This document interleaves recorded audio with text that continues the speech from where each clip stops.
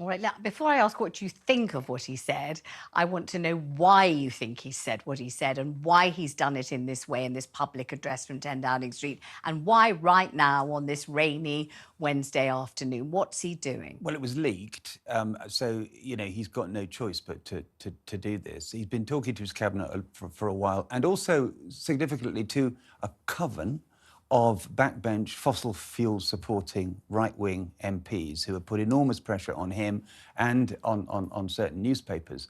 So he's been backed into a corner, and it's a failure of leadership here, Vanessa.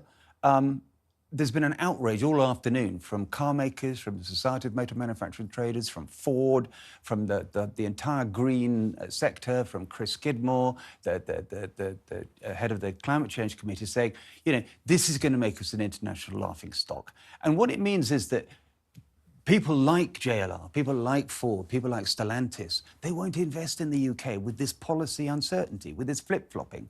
And we had nearly 10 billion of investment announced for electric cars over the summer. Now what happens to that? So he thinks he's being democratic. What he's doing is just playing the electioneering game and hoping this espousing the motoring cause will get him those all-important voters to shore up their declining minority. It turned out through sheer happenstance that you and I were watching this on the same television set in the same room. That wasn't planned, but we were. And your body language was giving a great deal away. I mean, you were finding it pretty much impossible to sit still through most of it. Is that because you believe that Rishi Sunak is telling untruths, that the claims he makes aren't correct, they're not accurate? Or what was going on within you as you were listening to all of this? I was looking at a Prime Minister who doesn't understand the enormity of what he's just done, right. How it puts us behind the race for global capital in this country, how America, 390 billion invested in electric cars. China have got 10 million electric cars on their roads, 25 electric battery factories being planned or built in Europe. We have 1.5.